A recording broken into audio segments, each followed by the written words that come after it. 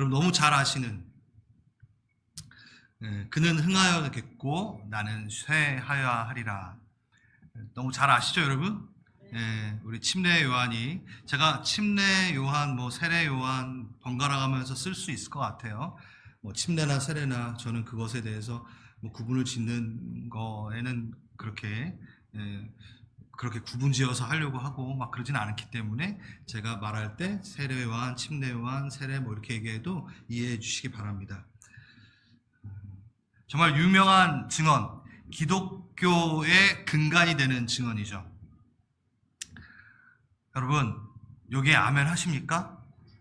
아멘. 정말요? 쉽지 않은 건데, 이게 정말 쉽지 않은 고백인데, 그는 흥해야겠고 나는 쇠하여 하리라. 저희가 예수를 믿은 지 오래되어도 여전히 어린아이와 같은 신앙을 갖고 있는 때가 있어요. 예수를 믿으면 좀 이제 큰 나무가 돼요. 좀 사람들이 내 나무에 좀 깃들여 좀 쉬게 해주는 신앙, 그리고 그 나무에서 맺혀진 열매를 좀 나눠주는 신앙, 얼마나 멋있는 신앙입니까? 근데 우리가 믿은 지 오래됐으나, 교회를 오래 다녔으나 여전히 어린아이 신앙 같은 것들을 경험하게 됩니다. 그 이슈입니다. 왜 여전히 나는 어린아이와 같은 신앙을 갖고 있는가에 대한 부분에 답을 얘기해주는 대목이고 오늘 설교가 될 것 같습니다. 22절, 그 후에 예수께서 제자들과 유대 땅으로 가서 거기 함께 유하시며 침례를 베푸시더라. 요한복음 4장 2절을 보면요, 예수님께서 친히 침례를 베푸신 것이 아니요 제자들이 베푼 것이라 이렇게 또 나와 있어요. 그러니까 예수님의 제자들이 이제 침례를 베풀고 있었습니다. 지금 어느 때에 23절 세례 요한, 우리 침례 요한도 살렘 가까운 에논에서 침례를 베푸니 거기 물이 많음이라. 그러므로 사람들이 와서 침례를 받더라. 요한이 아직 옥에 갇히지 아니하였더라. 요 시기에 예수님의 제자들이 아주 가까운 근거리에서 침례를 베풀고 있는 겁니다. 요한이 침례를 베풀고 있는 아주 근거리에서, 여기에서 요한이 아직 옥에 갇히지 아니하였더라라고 얘기한 거는 구약의 마지막 선지자로서 옛 언약을 마무리하고 이제 새 언약 대신 예수 그리스도를 가리키는 그 전환점으로서 세례 요한이 있었다라는 걸 여러분 잘 아시죠? 이 부분은 넘어가겠습니다. 그거를 표현하려고 24절이 있는 거고요. 정말 중요한 내용들은 이제 나오기 시작합니다. 25절. 이에 요한의 제자 중에 한 유대인과 더불어 정결 예식에 대하여 변론이 되었더니 그들이 요한에게 가서 이르되 나뼈 선생님과 함께 요단강 저편에 있던 이 곧 선생님이 증언하시던 이가 침례를 베풀매 사람이 다 그에게로 가더이다. 근데 이 두 개가 붙어 있어요. 아주 뭔가 표현하고 의미가 있기 때문에 붙여놨겠죠. 이게 무슨 얘기냐? 유대인들에게, 한 유대인이 와서 세례 요한의 제자들에게 너 스승이 지금 침례를 베푸는데 지금 이게 뭐야? 왜 베풀고 있어? 라고 이제 얘기하니까 제자가 변론을 하기 시작했다라는 거죠. 이게 뭐냐면 유대인들에게는 일반적으로 이미 있었던 율법에 근거한 정결례가 있었습니다. 물로 씻는 정결례. 그러니까 성전이 무너지기 전에 제사 중심의 삶을 살면서 그러한 정결례를 했겠죠. 근데 성전이 무너져요. 그렇죠? 그러면 포로기가 됩니다. 그리고 다 사방으로 끌려갑니다. 디아스포라가 됩니다. 그곳에서 회당을 짓습니다. 그러면서 그들이 정체성, 율법을 지켜내기 위해서 성전이 없으니 성전 중심으로 살던 이들이 자신의 정체성, 믿음을 고양시키기 위해서 뭘 선택했느냐? 율법을 더 강화시켰고 무엇보다도 예식을 강화시켰겠죠. 그때 이런 침례 의식이 더 강화되어졌겠죠. 그리고 나서 다시 돌아왔을 때 이제 지금 헤롯 성전이 있는 거죠. 그 상태에서 지금 침례 에세네파였을 것이라고 생각하는 우리 침례 요한이 세례를 베풀고 있는 거예요. 근데 한 유대인이 와가지고 아마 서기관과 율법사겠죠. 너의 그 침례는 무엇이냐? 지금 무슨 의미로 하는 것이며 무슨 뜻으로 하는 것이냐라고 물었던 거예요. 근데 그 답은 분명히 있습니다. 세례 요한이 침례를 베푸면서 뭐라고 얘기했냐면 내 이 침례는 예수 그리스도를 이스라엘에 나타나기 위함이니라. 이 행위가 어떤 죄사함을 잇는 것도 아니고 성령의 침례도 당연히 아니죠. 십자가 전이니까. 그러니까 세례 요한은 간단하게 나는 예수 그리스도를 이스라엘에 나타내기 위하여 이 침례를 베풀고 있어. 정확하게 얘기를 했어요. 이제 그 부분에 대해서 아마 그 제자들이 그 유대인과 변론하면서 얘기했겠죠. 근데 딱 붙어있는 얘기가 뭐예요? 그 변론했던 그 요한의 제자가 바로 침례자, 우리 침례 요한에게 와가지고 지금 근거리에서 우리 스승이신 당신이 증언하였던 그 예수의 제자들이 우리와 같이 침례를 베풀고 있어요. 그러니까 지금 이거 우리 건데, 침례는 우리 건데, 내 건데, 스승 건데, 지금 얘네가 카피해가지고, 좀 멀리서 하던가, 너무 가까운 근거리에서 이걸 하고 있어요. 이 얘기를 지금 하고 있는 거예요. 지금 이게 무슨 얘기냐면, 사람의 관심이 글로 쏠린 거예요. 이거 내 거야. 여러분, 그거 있잖아요. 그 가게에 보면은, 그 뼈다귀 회장국, 뭐 할머니 뼈다귀 회장국, 뭐 원조. 내가 원조야. 뭐 이런 거 있잖아요. 지금 이 침례 요한의 제자가 그런 시기 어린 감정이 든 거예요. 원래 우리한테 와가지고 침례를 받아야 되는데 다 저기로 가나이다. 승질이 난 거죠. 화가 난 거죠. 배타적 특권, 그걸 내세우는 모습. 주도권 쟁탈전. 원래 우리가 얻어야 될 영광이고 우리가 받아야 될 칭찬이고 우리가 받아야 될, 내가 받아야 될 인정인데 지금 가로채 가고 있어요. 지금 그 얘기하고 있는 거예요. 방금 유대인과 변론하면서 그걸 당했던 사람이, 유대인이 넌 어디로 왔어? 너 왜 지금 뭐 하는 거야? 어디 출신이야? 막 이렇게 당해가지고 변론했던 요한의 제자가 바로 자기가 또 그 입장이 되어서 뭐야? 이렇게 얘기하고 있는 거죠. 이게 우리를 보여주고 있는 거야. 그러니까 침례 요한의 이제 곧 그 증언을 더 빛나게 위해서 지금 이렇게 빌드업하고 있는 과정인 거죠. 뭐 요한의 제자들만 그랬습니까? 마가복음 9장에 보면요, 예수님의 제자들도 그래요. 자신들 외에 예수의 이름으로 귀신을 내쫓는 것을 보고 금하였습니다. 막 자랑하면서 예수님께 얘기해서 예수님께 한 소리 듣죠. 이거 우리 건데, 내 건데, 딴 사람들이 하고 있어요. 여러분, 라이벌이라는 그 말이 어디에서 나왔는지 아세요? 리버에서 나왔대요. 강. 라이벌이 리버, 강에서 어원이 나왔대요. 이게 무슨 얘기냐? 강 하나를 사이에 두고 강 옆에 두 부족이 그물로 고기를 잡고 그 강에서 농사를 짓고, 그런데 오히려 그 강 사이를 두고 다투기 시작하였기 때문에 라이벌이라는 말이 나왔대요. 제가 지어낸 거 아닙니다. 나왔대요. 이게 뭐냐? 같은 강이야. 충분한 강이야. 그런데 시기하며 라이벌이 돼버리는 거죠. 우리 지금 이 상황이 어떤 거야? 은혜의 강. 하나님의 은혜가 지금 이루어지는 이 시간. 침례를 통하여 영적 각성이 일어나고 주께로 더 돌아가고 주께로 더 안겨지는 그 일들이 일어나는 상황 가운데 지금 사람들은 뭐하고 있냐면 이거 내 거야. 이거 내 거였어. 내가 받을 칭찬이야. 이거 내 사역이야. 지금 이러면서 싸우고 있는 거죠. 성도가 성도에게 라이벌. 여러분, 라이벌은요, 비슷한 걸 하는 사람들, 비슷한 사람끼리 라이벌이 되지, 저희 교회가 삼성과 라이벌인가요? 아니죠. 지금 무슨 얘기인지 아시겠어요? 교회는 교회와 라이벌이 되는 거고, 성도는 성도와 라이벌이 되고, 원래 라이벌이 되면 안 되는데, 한 은혜의 강을 마시면서도 그렇게 되는 거죠. 그 감정이 드는 순간, 뭘 봐요? 뭘 못 봐요? 눈이 가려집니다. 지금 하나님의 역사가 오늘처럼 이렇게 침례가 이루어지고 막 간증이 이루어지는 이때에 시기에 눈이 멀어 그걸 전혀 보지 못한 채 저거 내 거야. 내가 원래 흥해야 되는 것을 훔쳐갔어.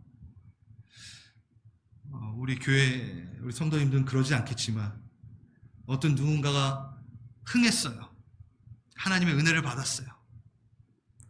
그때 함께 기뻐하며 즐거워하며 박수 쳐줘야 되는데 제일 먼저 드는 감정. 하나님, 나는요. 진짜 위험한 거라는 거죠. 바로 이 모습이라는 거죠. 나도 저 흥함을 얻고 싶고 박수, 인정, 칭찬을 얻고 싶은데 나는요. 네, 눈이 가리워 하나님의 일을 전혀 보지 못하는 일들이 일어나죠. 교회 간에도 그렇습니다. 어느 교회가 부흥돼. 그럼 여러분 막 박수 쳐주시나요? 그래야죠. 근데 목회자는 배가 아파요. 그러면 안 돼요. 그 얘기하는 겁니다. 목회자들이 더 조심해야죠. 이런 부분에. 27절. 자, 거기에다 대고 요한이 이렇게 얘기하는 거예요. 하늘에서 주신 바 아니면 사람이 아무것도 받을 수가 없어. 야, 이거 네 거 아니야. 다 하나님께로부터 온 거야. 이거 우리 거 아니야. 하나님께로 온 거야. 하나님의 것으로 우린 받아 누리는 삶이야. 원래 내게 어딨어?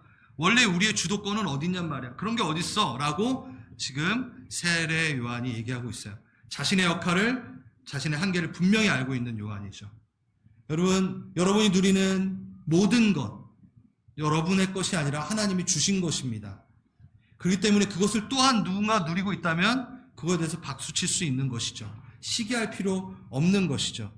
누군가가 열심히 하나님을 섬기다가 격려받고 칭찬을 받을 때 나도 열심히 섬겼는데 왜 나한테는 칭찬이 없어? 이러지 마세요. 지금 세례 요한 제자들이 그랬다라는 거예요. 주님께 받은 그 호흡, 금요월십 시간에 이틀 전이죠.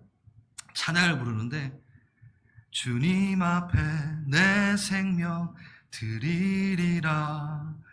그걸 하는데 원초적인 그 본질로 돌아가더라고요.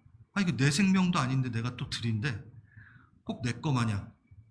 아, 이 가사도 잘못됐다. 그런 생각이 들더라고요, 진짜. 내 생명이 어딨어? 하나님 주신 건데. 근데 우리는 막 내 건데 막 겨우 드리고 막 이런 모습. 거기에 지금 침례 요한이 기독교의 근간이 되는 이야기를 하고 있는 거예요. 29절. 신부를 취하는 자는 신랑이나 서서 신랑의 음성을 듣는 친구가 크게 기뻐하나니 나는 이러한 기쁨으로 충만하였도다. 와. 신부는 누구죠? 교회입니다. 신랑은 우리 예수님이고, 근데 지금 침례 요한은 자기를 신랑의 친구로서의 영성을 얘기하고 있어요. 신랑의 친구는 이 당시 유대인의 결혼식에 이 신랑은 하객 정도, 신랑의 친구는 하객 정도가 아니었어요. 쇼쉐벤이라는 그 역할을 감당하는 겁니다. 그게 뭐냐면 결혼식의 신랑 신부 사이에 중매자 역할을 하는 게 신랑의 친구였습니다. 여러분, 그 유대인 결혼식 자주 제가 말씀을 드렸잖아요. 좀 복잡하죠. 항상 보면. 먼저 한 남성이 여인에게 청혼을 합니다. 그 포도주 잔을 들고 들어가서 청혼을 하면은 그 포도주 잔을 마시면 정혼이 일어난 거예요. 정혼. 결혼이 아니라 정혼. 한마디로 해서 약혼이죠. 정혼이 있어요. 그럼 정혼 기간이 있어요. 그동안 한 1년 동안 그 남자는 뭐예요? 아버지 집으로 돌아가 뭐예요? 처소를 예비합니다. 예수 그리스도, 그렇죠? 우리가 성찬 가운데 예수 그리스도의 피를 마시고 우리가 포도주를 마시면 정혼 관계가 된 거고, 그리고 하는 예수님께서 하늘로 올라가시며 내가 곧 너희와 함께 거할 처소를 마련하겠다라고 하신 그 상태예요. 저희는 지금. 그 상태가 1년 정도 지나요. 그러면은 그 결혼하는 그 날은 그 신랑의 아버지만 알아요. 그래서 어느 순간 집이 완성이 되고 처소가 탁 예비된 것 같으면 그때서야 아들 보고 너가 이제 결혼할 때가 되었고 너가 처소가 완성되었구나, 신부를 데려와라. 그때 신랑이 막 쫄래쫄래 가가지고 데려오는 게 아니라 누가 가냐면 신랑의 친구 쇼쉐벤이라는 이 사람이 가는 거예요. 그래가지고 신부를 데려온대요. 그래서 그 앞에서 누가 맞이해요? 신랑이 이렇게 맞이한대요. 그러니까 중매 역할을 하는 거예요. 그 결혼의 완성. 신랑과 신부가 만나는 거에 대해 중매 역할, 완성시키는 그 역할 한 자리에 쇼셉인 신랑의 친구가 있었던 거죠. 지금 그 얘기를 하는 거예요. 지금 세례 요한은 보세요. 서서 신랑 옆에 있어요. 꼭 이렇게 혼인 예식을 헌신적으로 돕는 모습을 보여주고 있죠. 바로 이 모습이 지금 세례 요한이나 하십시오. 이게 아니에요, 여러분. 이 모습은 명확하게 성경에서 말하는 우리가 해야 될 일이라고 말하고 있습니다. 출애굽기 19장에 보면 누가? 모세가 이 역할을 했다고 나오고 있고요. 그리고 고린도 후서 11장에 보면 바울도 자신이 중매자의 역할을 하고 있다라고 얘기했고, 바울은 그 다음에 우리에게 고린도 후서 5장에서 너희는 새로운 피조물이야. 이전 거는 지나갔으니 보라 새 것이 되었도다. 우린 이것만 외우는데 그 다음에 뭐냐면 너희가 하나님과 세상 사이에 화목해 되는 직분을 가졌으니 너희가 이제 다리를 놓는 중매자의 직분을 가졌다라고 우리에게 그 역할을 얘기하고 있습니다. 이게 침례 요한에게만 있는 역할이 아니라 우리가 그 역할이라고 바울은 얘기하고 있습니다. 자, 이 역할을 가진 사람은 뭘 갖고 있게요? 구절을 보세요. 기뻐한대요. 구절 좀 띄워주시겠어요? 예. 예. 나는 이러한 기쁨으로 충만하노라. 내가 그 역할을 하는 거에 너무나 기쁜 마음이 있어. 그 얘기를 하고 있습니다. 그 역할의 기쁨, 그 역할을 감당하는 그 상태와 그 시간의 기쁨, 그 연결해주는 그 찰나의 기쁨이 나에게 있다라고 얘기하는 거예요. 예를 들어서 이런 거죠, 여러분. 우리가 이제 단기 선교 가려고 선교를 준비하고 있는데 그 중매자의 역할을 준비하고 그 역할을 하려고 하는 그 준비의 시간의 기쁨. 선교 준비하고 있는데 여러분 막 짜증나 막 이렇게 하나요? 아니잖아요. 기쁨이 동반되는 거잖아요. 그걸 얘기하고 있는 거예요. 내가 왜 이 역할을 하고 있지? 막 불만하고 막 짜증내고 있나요? 그렇지 않죠. 예. 근데 여러분, 항상 여러분이 그 기쁨을 맞이해야 돼요. 우리 선교 갈 때만 그러는데 그러면 안 되고 우린 전도자의 삶이잖아요. 그러니까 우리의 그 기간은 항상 기쁨으로 가득 차고 준비하고 있어야 되는 거죠. 좀 더 제가 이것을 확장해서 적용해 본다면 여러분 가정에 믿지 않은 가족들, 친지들, 그들 사이에 여러분 하나님과 그 사이에 지금 중매자 역할을 하고 있을 때 무슨 감정을 갖고 있어야 된다? 미안하지만 기쁨의 감정을 갖고 있으라는 얘기인 거죠. 언제입니까, 주님? 불만 갖고 실패감 가지며 잊지 말고 그 기간에 넌 기쁨으로 반응해라. 너가 그 역할을 하고 있는 것에 기쁨으로 반응해라. 내가 거기에 화답할 것이다. 그 마음, 그 하나님의 음성 듣고 가는 거죠. 근데 우린 누군가를 위해 우리 가족 중에 내 남편, 내 부인 알아요. 쉽지 않아요. 근데 그 가정 가운데 꼭 실패자처럼 꼭 하나님께 책임이 있는 것처럼 슬퍼하며 그 기간을 보냅니다. 그러지 마십시오. 본인에게도 좋은 영향이 아니고 그걸 바라보는 그 상대방도 좋은 영향이 아니에요. 기뻐하십시오. 너 하나님께 코 꼈어. 언젠간 돌아올 거야. 기뻐 그래서. 이렇게 계속 얘기하세요. 하나님의 기쁨에 너가 동참하게 될 거야. 그러니 난 기뻐. 이렇게 하셔야죠. 왜 안 믿는 거야? 왜 저 모양이야? 여러분 아무 도움이 안 됩니다. 그 사람에게도 전도를 받아야 될 그 사람에게도 도움이 안 되고 하나님에게도 너 왜 그러니? 그러실 거예요. 무슨 그 역할, 그 감당하는 상태와 시간에 누가 침례요한은 기쁘도다 했다라는 거예요. 그 기간, 그 시간을. 바울도 그랬습니다. 그 시간이 나에게 기쁨이로다. 여러분 하나님은 오르신 일을 하시는 분이 아닙니다. 응? 하나님이 하시는 일이 다 옳습니다. 다시 하나님은 우리가 옳다라고 생각하시는 일을 하시는 분이 아닙니다. 그분이 하시는 일이 다 옳습니다. 한번 보십시오. 이 기간 동안 너무 힘들고 그러니까 짜증 좀 내도 되고 무슨 기뻐. 아니요. 그건 우리 감정이에요. 기뻐하지 않고 조금 짜증내는 게 옳아 라고 우린 생각하죠. 그게 맞는 것 같아. 안 맞다라는 거예요. 하나님은 우리가 생각하는 옳다라는 것으로 움직이지 않으시고 하나님이 하시는 일이 다 옳습니다. 한마디로 하나님이 말씀하신 게 옳습니다. 한마디로 말해서 여러분들이 이 공간 가운데, 이 기간 가운데, 이 상태 가운데 기뻐하라는 거죠. 그게 맞다라는 거죠. 그러면 분명한 하나님의 역사가 일어납니다. 그게 성령, 성경, 말씀을 가진 자, 성령을 가진 자가 누리는 진짜 재밌는 역사죠. 하나님 하시는 일이 옳습니다. 다 옳습니다. 그러니까 그대로 그냥 하십시오. 안 기뻐도 기뻐하려고 노력하시고 기뻐하십시오. 그게 맞다라는 거죠. 그럼 여러분 안에 기쁨이 창조될 것입니다. 두 번째 기쁨이 있네요. 무슨 기쁨? 유명한 구절이 나옵니다. 그는 흥하여겠고 나는 쇠하여야 하리라. 예수님이 이런 게 아니라 예수님이 위대해져야 되고 나는 쇠퇴해야 됩니다. 세 번역인데 예수님이 주인공 되는 기쁨을 얘기하는 겁니다. 예수님의 주인공 되는 기쁨, 주님이 흥하시는 기쁨. 여기에 보면요, 헬라어 데이라는 조동사 must, 반드시 그래야만 한다라는 게 빠져 있어요. 지금 한국 이 번역에는 반드시 그는 흥해야 되고 반드시 나는 쇠퇴해야 된다.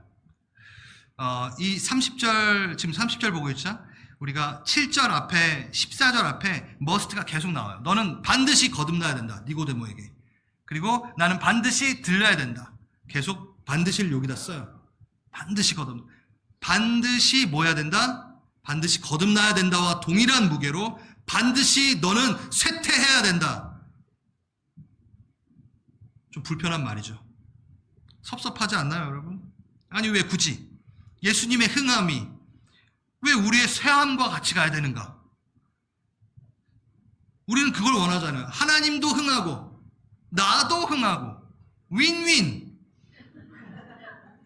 하나님도 위대해지고 나도 위대해져야 되는 것을 기대합니다. 맞아요. 다 그렇지 않나요? 그렇지 않나요? 근데 왜 내가 꼭 쇠퇴해져야 되느냐? 나도 예수님의 영광에 편승해서 나도 영광 좀 누리고 대접받고 인정받고 좀 그러면 안 되나? 그가 흥하면 나도 흥하는 걸 경험하는 게 뭐가 잘못인가? 아니면 그가 흥하고 나는 현상 유지라도 하면 되는데 왜 쇠퇴해야 되는가? 너무 높은 수준을 얘기하는 거 아닌가? 그냥 한 말 아닌가? 거기에 대해 지금 침례요한은 얘기합니다. 나는 쇠퇴해야 된다. 이게 기독교의 근간이라는 거죠. 여러분, 침례요한은요 흥하고 있었어요. 이게 더 어려워요. 그러니까 유명했어요. 사도행전을 보면 알렉산드리아에 있는 이집트에 있는 아볼로가 요한을 알았어요. 침례 요한의 그 침례를 아는도다 했어요. 얼마나 유명했으면. 에베소에 침례 요한을 추종하는 사람들이 있었어요. 사도행전에 보면. 그러니까 뭐예요? 엄청 유명했어요. 인정받았고 성공했어요. 우리처럼 안 유명하고 우리처럼 이미 쇠해 있는 상태가 아니라 세례 요한은 이미 흥한 상태인데 뭐요? 나는 쇠퇴해야 되느니라. 그러니까 더 어려운 거예요. 더 어려운 거. 여러분 유명하신가요? 안 유명하잖아요. 여러분. 여러분 뭐 유튜브나 뭐 이렇게 구글에 치시면 여러분 이름에 뭐 이렇게 나오시는 분들이 있겠다. 아무튼 결코 쉽지 않은 거예요. 흥하고 있는데 쇠퇴한다. 자, 왜 이게 맞는가? 왜 그냥 현상 유지면 좀 괜찮을 텐데 왜 쇠퇴해야 되는 게 맞는가? 이게 맞아요. 다시 하나님이 옳다 하신 것은 옳습니다. 그러니까 맞다라는 거예요. 이게 맞아요. 그거부터 갑시다. 기독교의 가치구조, 근간이 바로 이겁니다. 예수는 흥하고 나도 따라 흥한다는 게 아니라 이게 그렇게 뭐 나쁜 신앙 같지 않은데 그렇게 생각하지 마시고 하나님께서 뭘 요구하시는지를 봐야 돼요. 하나님이 우리에게 본질적으로 원하시는 것은 바로 이것이죠. 왜일까? 첫 번째, 예수님은 십자가에서 자신을 낮추시고 우리를 높이셨습니다. 예수님은 십자가에서 먼저 자기는 쇠하시고 우리를 흥하게 하셨습니다. 이미 그걸 기억하라는 거죠. 자신을 버리사 우리를 살리셨어요. 자신을 쇠퇴시키시고 우리를 흥하게 하셨어요. 이미. 그럼 무슨 얘기입니까? 나는 더 이상 하나님으로부터 받을 흥함이 없다라는 거예요. 이미 흥함을 받았다라는 거예요. 이미 우리는 흥함이고 성공이에요. 우리의 인생은 예수로 이미 흥했고 성공했으니까 흥하려고 하고 성공하려고 하는 나도 흥해야 되리라 라고 하지 않고 쇠퇴하느니라 라고 표현하라는 거예요. 그게 맞다라는 거예요. 내 인생은 이미 그가 흥하게 하셨기 때문에 나는 흥했다. 이게 뭐냐? 나의 흥함에 연연하지 않겠다. 이제 나는 쇠함, 나의 쇠함과 흥함에 초점을 둘 필요가 없는 사람이다. 더 흥해야 되고 이거에 초점을 둘 필요가 없다. 이게 뭐예요? 이미 결혼한 사람이 결혼해야 되는데 일어나요? 그러니까 말이 이상하잖아요. 이미 결혼을 했어요. 저 가끔 꿈꿀 때, 여러분 꿈을 꾸면 가끔 제가 청년 시절로 돌아가서 나 어떻게 결혼을 해야 되는데 어떻게 결혼을 할 수 있을까? 막 이런 꿈을 꿔요. 그러니까 아침에 딱 깨보면 우리 와이프가 딱 옆에 있을 때 나 결혼했지? 딱 이럴 때가 몇 번 있었어요. 왜 그 꿈을 꿨는지 나도 모르겠지만 자 보십시오. 이미 흥했어요. 근데 그거에 대해 연연하며 내가 쇠하면 안 되는데 흥해야 되는데 이럴 필요가 있냐라는 거죠. 없다라는 거죠. 여러분 예수 옆에서 그 흥함을 그냥 누리시면 됩니다. 여전히 계속 난 쇠하면 안 돼. 나는 흥해야 돼. 그게 맞지 않다라는 거죠. 그러니까 이 고백이 맞다라는 거예요. 또 하나 아주 중요한 부분입니다. 왜 우리는 이렇게 고백해야 되냐? 우리 안에 버티고 서 있는 끈질기게 되살아나는 못난 자아 때문에 그렇습니다.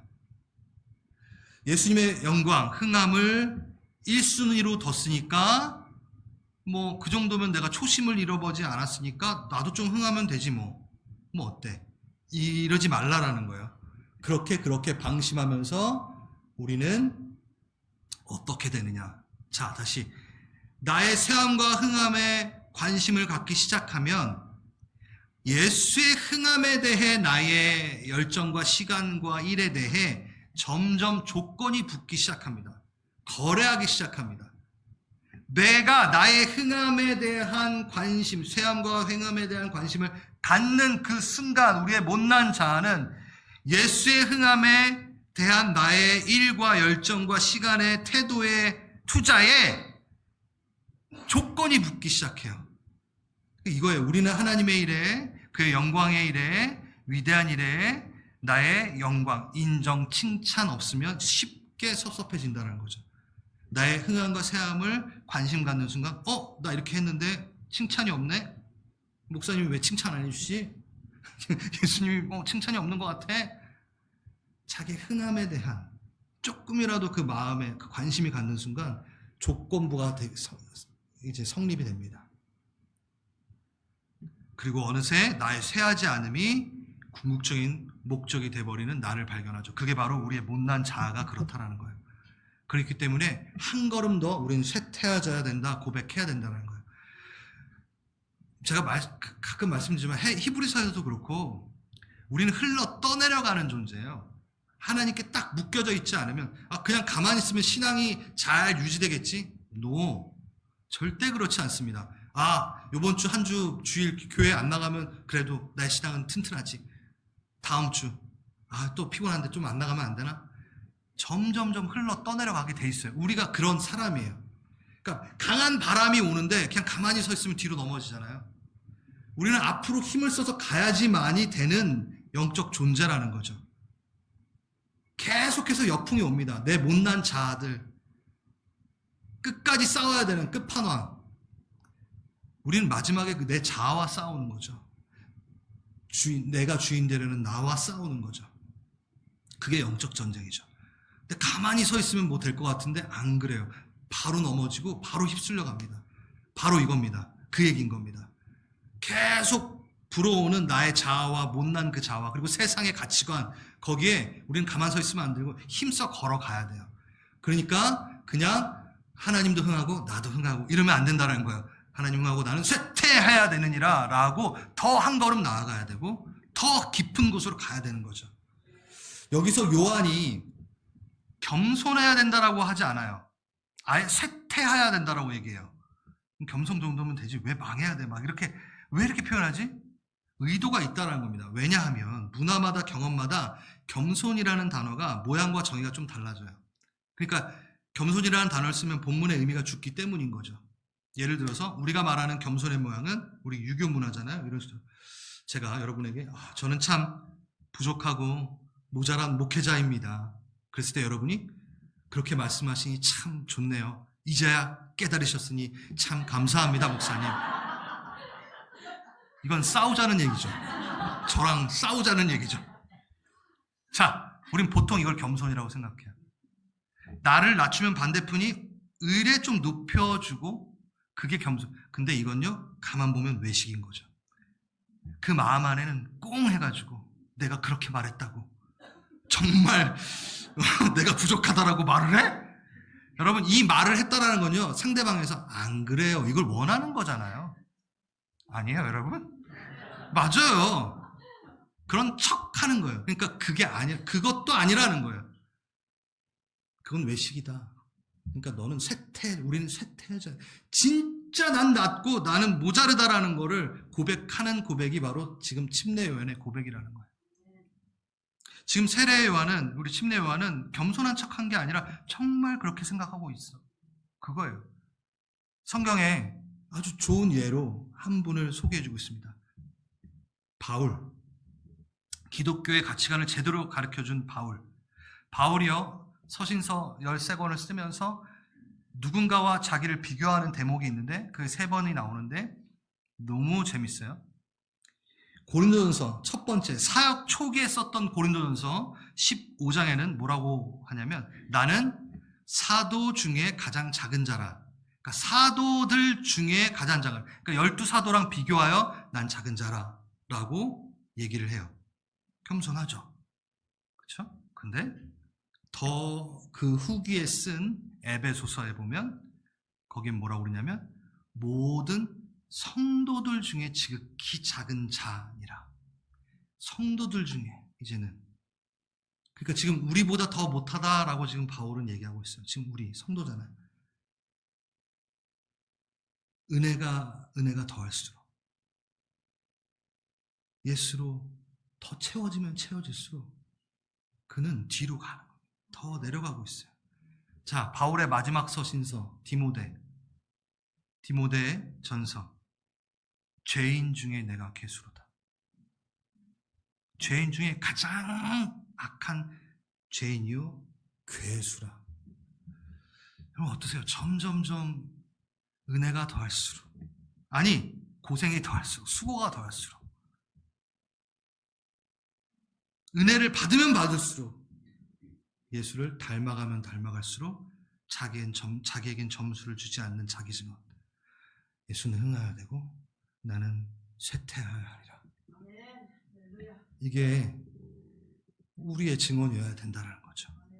억지로 하는 게 아니라, 억지로 하는 게 아니에요. 진짜 실제로 한번 묵상해 보세요. 무슨 얘기냐면 은혜에 더 가까이 가잖아요. 시간이 갈수록 주님께로 더 가까이 갈수록 뭐가 보여요? 거기에 옆에 쓸만한 존재가 아닌 나를 발견하는 거죠. 영광의 얼굴을 계속 비추고 그 빛이 계속 나에게 쏴지고, 금요월십 때, 그러니까 저는 일주일 동안 이걸 묵상하고 금요월십에 온 거잖아요.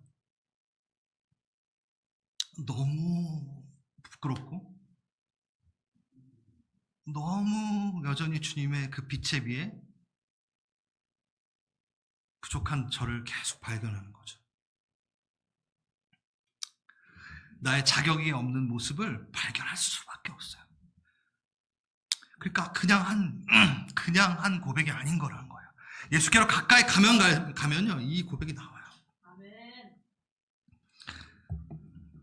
은혜가 더할수록 내가 그 은혜를 받을 자격이 없는 자인 거를 알게 되는 거죠. 네. 성경에 바울만 그랬던 게 아닙니다. 구약에 나오는 대선지자 이사야서 6장 보면 뭐예요? 하나님의 말을 대언하는 순간 스랍들, 천상의 그 예배를 보면서 나는 화로다. 난 이제 죽었다. 악하고 부정한 입술이야. 그러니까 그렇게 뛰어난 선지자도 하나님으로 더 가까이 그 영광을 맞닥뜨리는 순간 자기가 너무 초라하고 너무나 추한 거를 발견하게 되는 거예요. 너무 강한 빛이니까. 그러니까 바울이 그랬던 거죠. 주님께 계속 가까이 갈수록 우리가 보기에는 저 정도면 됐고 저 정도면 괜찮은 거 아니. 주님께로 더 가까이 갈수록. 베드로는 어땠나요? 여러분, 그물이 찢어지도록 잡았어요. 어떻게? 말씀에 그의 말씀 의지하여 그물을 던졌더니만 고기를 건졌어요. 그러고 나서 했던 그 말이 뭐죠? 사람들에게 간증하며 내가 고기를 잡았는데 예수님 말씀을 따라서 말이야 내가 부자가 됐지. 이런 간증이 아니라 주여 나를 떠나소서 나는 죄인이로소이다. 그 고백을 하잖아요. 지금 세례 요한의 고백이 바로 이 고백입니다. 제가 오늘 말씀드렸죠. 왜 우리는 시간이 지나도 나무가 되어 그늘을 제공하지 않고 열매를 맺혀 누군가에게 나눠주지 않고 왜 이렇게 다고 여전히 어린아이처럼 그럴 수 있는가? 그렇게 되는가? 이 기독교 근간이 되는 이 고백이 우리에게 없기 때문인 거죠. 경건의 핵심, 경건의 비밀, 예수 안에서만 발견될 수 있는 정결의 핵심. 이제 뒤에 구절에는 영생이 나와요. 제가 다음 주에 영생에 대해서 할 거예요. 영생의 핵심, 이게 여기 있다는 거죠. 우리의 자아를 깨트려야지만이 우리는 경건의 핵심 가운데 들어갈 수 있습니다. 여러분 한 명도 지금 예외 없어요. 여러분 다 여러분에게 적용됩니다. 한 명도 예외 없습니다. 여러분 오늘 이 말씀은 진짜 받으세요. 아멘으로 받으십시오. 그래서 여러분 주님이 원하시는, 주님이 바라시는 그 모습으로 나무가 되어 하나님을 노래하시고 그늘을 제공하시고 타인을 더 칭찬하시고 인정하시고 그의 영적인 사건에 박수 쳐주시고 그의 흥함에 박수 쳐주시고 여러분 그게 진짜 우리 주님이 원하시는 거죠. 그리고 마치겠습니다. 이제 그의 진짜 기쁨, 신랑 옆에 서 있는 기쁨, 그래서 그의 음성을 들을 수 있는 기쁨, 진짜 기쁨이죠. 서서 신랑의 음성을 듣는 친구가 크게 기뻐하나니 나는 그게 제일 기뻐. 주님의 옆에 서서 있는 그 기쁨. 나는 적합하지 않은데 주님의 옆에 서 있기에 적합하지 않은 나를 계속 발견하는데 주님은 옆에 있으라 하시네. 주님께로 가면 갈수록 나의 더러움과 추함은, 말씀은 보면 볼수록 나의 추함은 더 드러나는데, 그래서 못 서 있겠는데 주여 나를 떠나소서 하는 베드로의 고백이 내 가운데서 터져 나오는데 주님은 나를 따르라. 괜찮아, 내 옆에 서 있어. 괜찮아, 넌 내 친구야. 그 기쁨, 내 앞을 떠나시지 않겠다라는 그 주님의 음성, 그게 최고의 기쁨이라는 거죠. 지금 침례요한이 말하는 최고의 기쁨. 신랑 옆에, 신랑 안에 있을 때 우리는 최고의 기쁨을 누릴 수 있도록 만들어졌습니다. 다시, 하나님이 우리를 만드실 때 얘는 이렇게 하면 최고의 기쁨을 누리게 될 거야 라고 만드셨어요. 우리를 뭘로? 넷플릭스를 볼 때? 아니 유튜브로 볼 때? 아니, 그건 영원히 망가져. 그렇게 만드셨어요. 근데 우리는 그거 보고 기쁘다 하고 거짓 기쁨에 지금 있는 거죠. 우리를 만드실 때 하나님이 너는 이걸로 가장 큰 기쁨을 누리게 될 거야 라고 세팅하셨고 만드셨어요. 누구? 하나님 옆에 있을 때. 가장 기뻐. 넌 기뻐. 그 기쁨이 완전 창조되고 막 활화산처럼 타오를 거야. 너 진짜 그거 한번 누려봐. 내가 그렇게 만들었어. 여러분 그렇게 작동되시기 바랍니다. 네, 그 빛을 누리시며 여러분 진짜 요즘에 기뻐할 일 없어요? 예수님 옆에 계세요. 진짜 기쁨을 누리게 될 거예요. 진짜 정말 진짜로 정말로 진짜입니다. 그래서 그 기쁨 가운데 우리가 들어갔으면 좋겠습니다. 네, 우리 다 함께 자리에 좀 일어나시길 바랍니다. 주님 옆에 섰어요. 우리 그 마음으로 쓰십시오. 지금 옆에 남편이 서 있을 수도 있지만, 지금은 아내가 서 있고 딴 사람이 서 있을 수 있지만, 내 바로 옆에 예수가 서 계시다. 묵상하십시오. 그리고 그 옆에 있음으로 난 최고의 기쁨을 만끽할 거라. 예수여, 예수는 흥하여야 되고 나는 쇠퇴해야 됩니다. 이것이 불편하고 섭섭한 증언이 아니라 옳은 증언입니다. 하나님은 옳은 일을 하시는 분이 아니라 뭐라고요? 하나님이 하시는 일이 다 옳다. 그러니까 이렇게 써 있어요. 성경이 이렇게 써 있으면 그대로 하면 그게 옳은 거고 그게 가장 큰 기쁨이 될 겁니다. 우린 그걸 압니다. 여러분 작은 자가 아님을 증명하려고 거칠게 몸부림치지 마세요. 여러분 다쳐요. 내가 했던 거에 대해서 계속 인정받으려고 칭찬받으려고 막 하지 마세요. 여러분 마음만 다쳐요. 버리세요 그냥. 이미 우린 예수 옆에 섰기 때문에 흥하였습니다. 성공하였습니다. 그래서 더 이상 나의 쇠함과 흥함에 관심 가질 필요가 없다라는 거죠. 이미 흥하였으니까. 세상에서 무명하나 하늘에서는 이미 유명한 자로다. 이미 여러분들 하늘이 알고 있다니까요. 여러분의 이름을 알고 있어요. 유명한 자예요. 하늘에서. 하나님의 나라가 흥해지고 나의 나라는 쇠퇴해집니다. 고백하십시오. 하나님의 나라는, 하나님의 통치는 더 흥해져야 되고 나의 통치는 없어져야 됩니다. 내 삶에 내 통치는 없어져야 됩니다. 기도하십시오. 기도하겠습니다.